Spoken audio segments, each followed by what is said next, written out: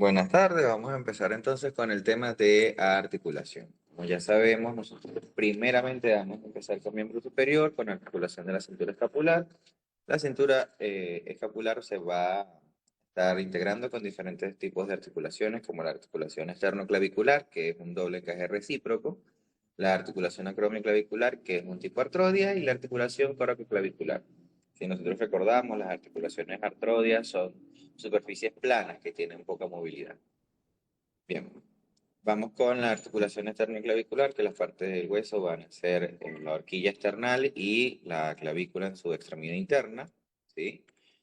Vamos a tener que dicha articulación, si nosotros dibujamos nuestro mejor esternón, ese para mí es el mejor esternón que hay, y una clavícula de la mejor manera. Además va a tener un elemento entre ellos que va a ser un disco articular que los va a ayudar, ¿sí? Para poder deslizarse. Recordemos que todas las articulaciones tienen una capa que los recubre, que debe ser la que tiene que existir entre hueso y hueso para que haya un desplazamiento, ya que sin ella entonces se erosionaría el hueso. Bien, si yo lo veo, los ligamentos más importantes de dicha articulación, ¿sí? Primeramente vamos a tener que el disco articular, que va a estar entre hueso y hueso, el ligamento interclavicular, que va desde de la extremidad de la clavícula derecha a la extremidad de la clavícula izquierda, ¿sí? Interno, la de la extremidad interna. El ligamento externo-clavicular anterior es poco mencionado, así como el posterior es como que no le prestamos mucha atención, y el ligamento costoclavicular, ya que nosotros sabemos que va desde la parte de la costilla, ¿sí? Número uno, hasta la cara inferior de la clavícula, donde va a tener justamente una impresión para dicho ligamento.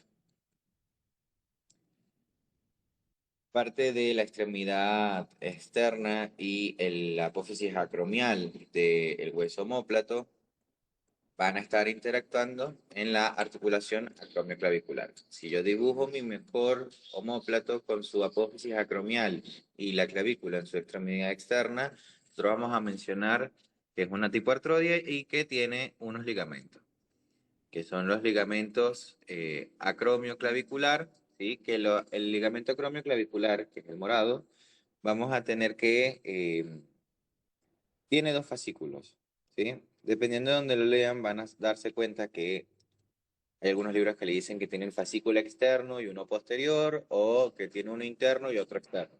Pero son fascículos, o sea, no hay que darle mucha atención a eso, sino recordar siempre el nombre del ligamento, que es el ligamento acromioclavicular. O sea, de dónde va a dónde va. No es tan difícil estos ligamentos. Después vamos a tener otro tipo, no de articulación, pero sí que es un ligamento que se menciona, ¿sí? Que está entre el acromio y la apófisis coracoide, que es el ligamento coracoacromial o acromio coracoideo, ¿sí? Vamos a tener los ligamentos interno y externo, que son los ligamentos eh, coracoclavicular externo y coracoclavicular interno, ¿sí? Que ya los conocemos como son trapezoideo y conoideo. Bien, ligamento acromioclavicular, coracoacromial, ligamento coracoclavicular externo y el interno. Después en la articulación del hombro vamos a tener que la más importante es la articulación escapulohumeral, que es la única que hay, que es una tipo en artrosis, y por ser en artrosis nosotros sabemos que tiene diferentes movimientos. La articulación del codo, vamos a tener que la húmero cubital tiene troclear y la húmero radial es condilia. Nosotros ya recordamos que el húmero tiene dos partes en la extremidad inferior, que es una troclea y un cóndilo, y el cúbito del radio tiene en el cúbito, tiene una cavidad sigmoidea mayor, el radio tiene una cúpula radial. Después vamos a tener que entre los huesos del antebrazo, superior e inferior, son trocoides.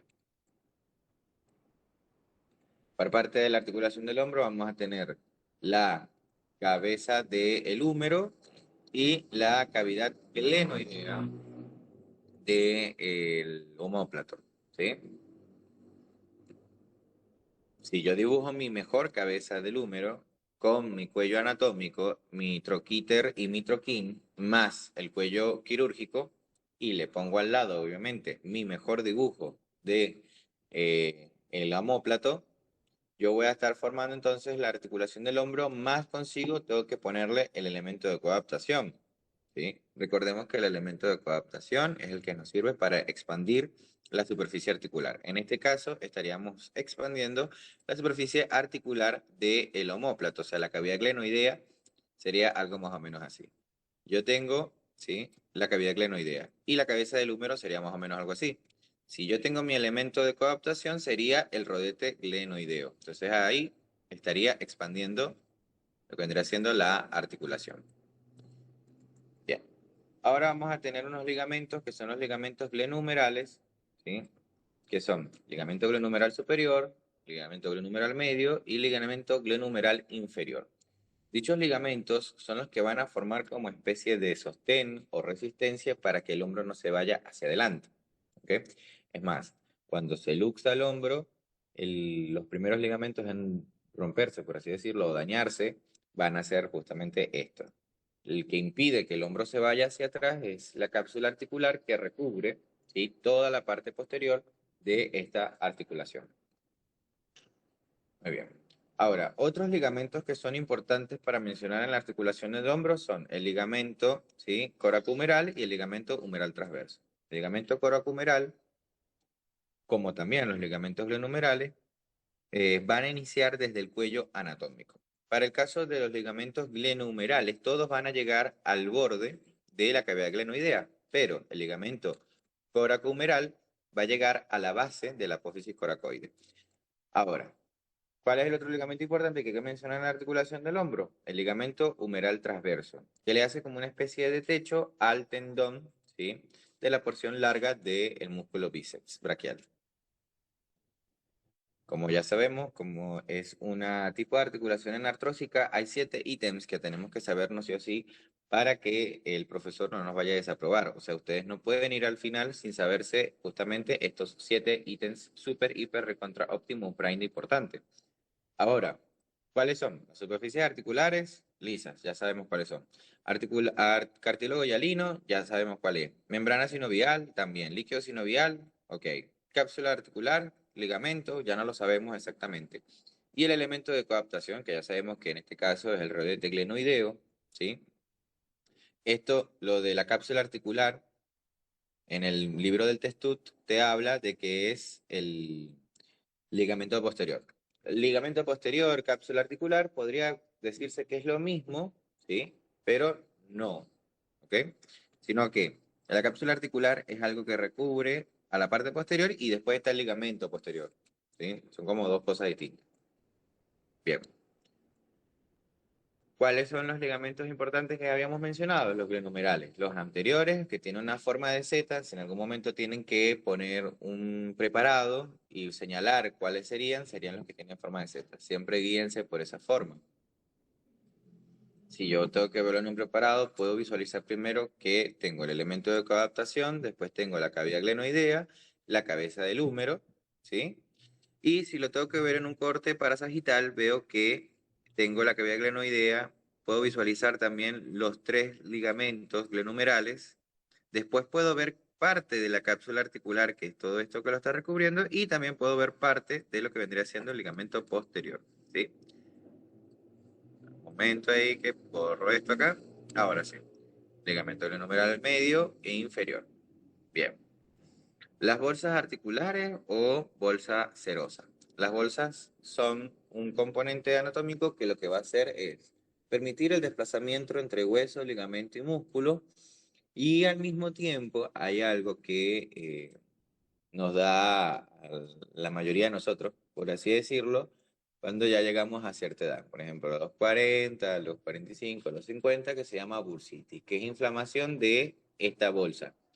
Que por ahí a veces la gente comienza a decir, es invierno y me duele la rodilla. No, cariño, no te duele la rodilla, te duele la bolsa articular.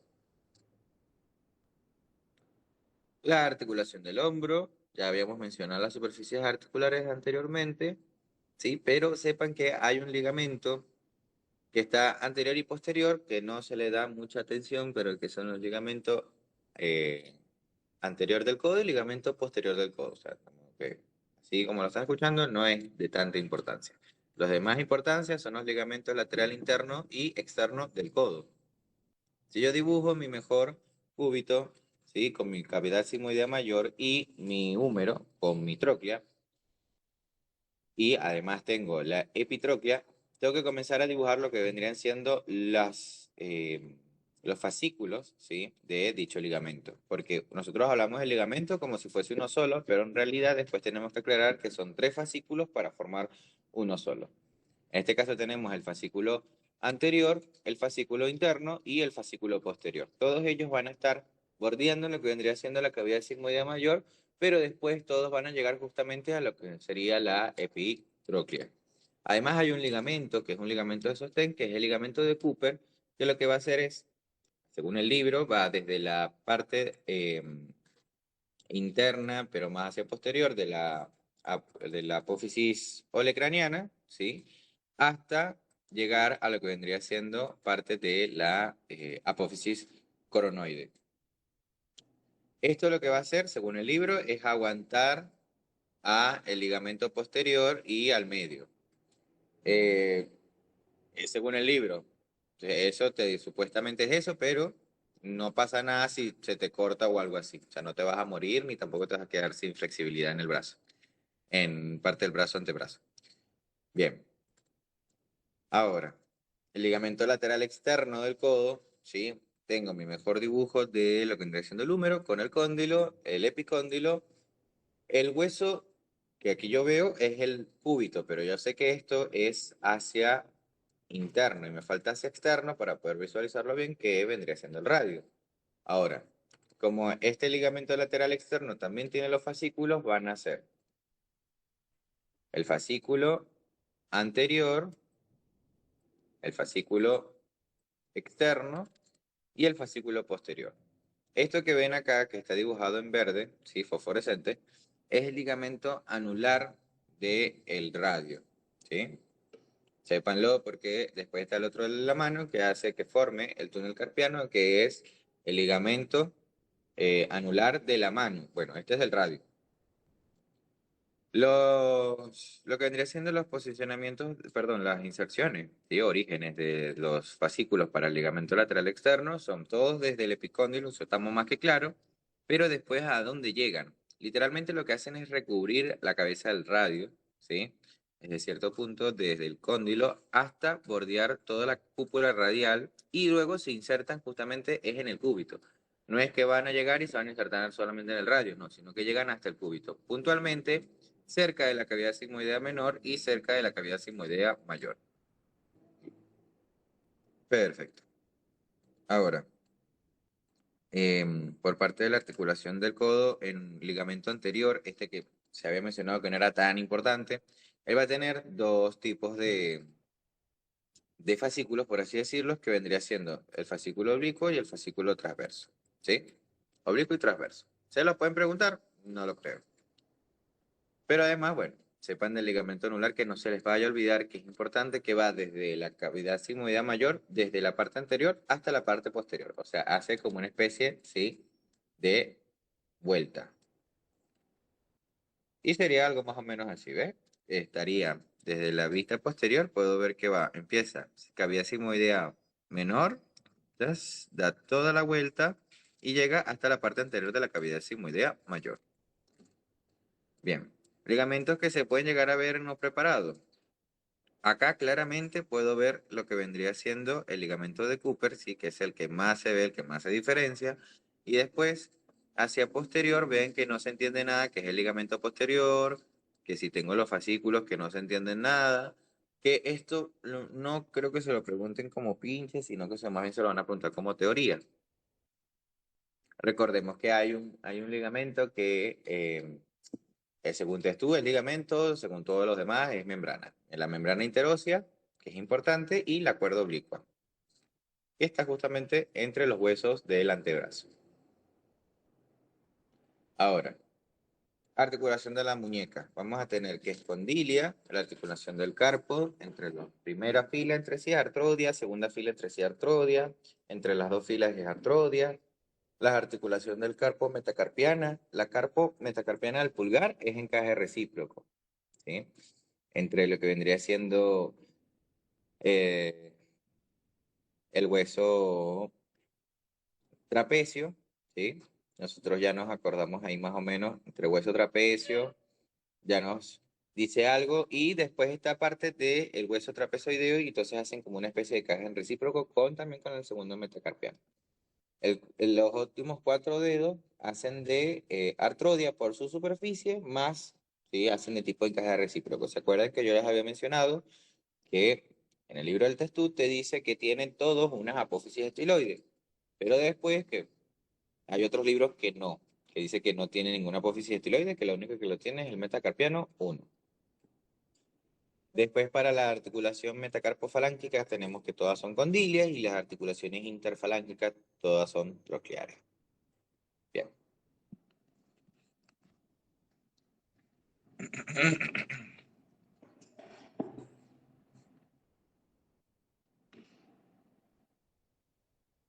Para lo que vendría siendo el túnel carpiano, nosotros tenemos que tomar en cuenta, ¿sí? Que vamos a claramente a tener los huesos del carpo.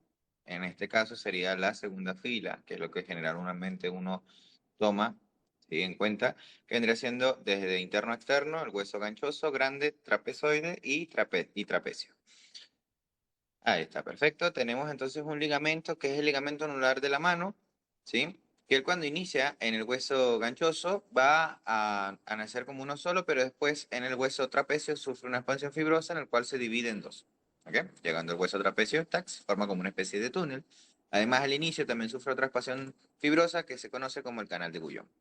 Dentro del mismo túnel carpiano vamos a tener unos tendones, que son los tendones, ¿sí? De los flexores superficiales de los dedos, y los flexores y los tendones de los flexores profundos de los dedos. ¿Qué pasa? Que los superficiales están dos de dos, ¿sí? Y los profundos están todos uno al lado del otro. En la parte lateral, perdón, además vamos a tener lo que vendría siendo una vaina de mielina que lo va a estar recubriendo, que es lo que nos va a permitir a eso, a nosotros, es el desplazamiento correctamente de los tendones, y además que no se peguen entre ellos mismos. Vamos a tener hacia lateral externo, lo que vendría siendo el nervio mediano, y además también vamos a tener al tendón del flexor largo del pulgar.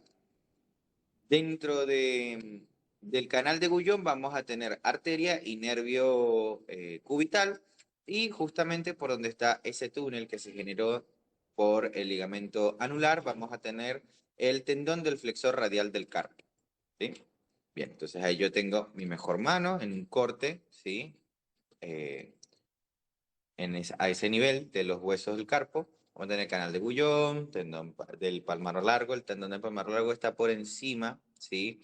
De el ligamento anular, porque después, más adelante, vamos a ver que el tendón del palmar largo lo que hace es fusionarse con ese ligamento y formar lo que vendría siendo la aponeurosis de la mano. El nervio mediano, el tendón flexor radial del carpo, y vamos a tener que lateral, ¿sí? Externo al hueso trapecio vamos a tener el canal del pulso, que el canal del pulso lo que vamos a encontrar es la arteria radial.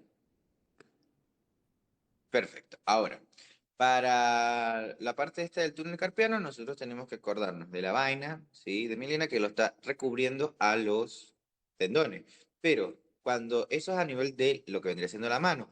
Pero en los dedos es distinto, porque en los dedos la misma vaina que se originó a nivel del túnel carpiano solamente llega a lo que vendría siendo el quinto y primer dedo. ¿Ok? Pero después vemos que estos tres dedos, el segundo, tercero y cuarto dedo, tienen su propia vaina de mielina. Entonces, cuando hay un síndrome presente en el túnel carpiano, vamos a tener afectados, ¿sí? Lo que vendría siendo este dedo y este dedo.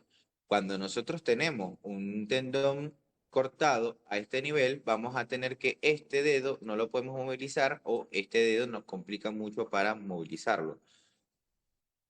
En cambio, cuando hay un problema bien puntualmente sobre una oclusión acá en este nivel, vamos a ver que estos dos dedos, el segundo y el tercer dedo, tienden a retraerse o a cerrarse, por así decirlo. Y así se vería más o menos todo completo. Muy bien. Para lo que, si nosotros nos acordamos algo que estuvimos viendo en la parte de hueso, nosotros teníamos los 8 huesos del carpo, ¿sí? Y había un ligamento que era el ligamento anular, ¿ok? Que era el que formaba, ¿sí? El techo para que por dentro del techo, o sea, por dentro del túnel, mejor dicho, pasaran unos elementos que eran los tendones. Muy bien. Ahora, esta parte de acá, lo que si nosotros nos vemos en la imagen es el canal de Bullón con la arteria del nervio y además también podemos visualizar lo que les acaba de mencionar de el tendón del palmar largo, que era que se fusionaba literalmente con el ligamento anular y luego se convertía en la aponeurosis de la mano.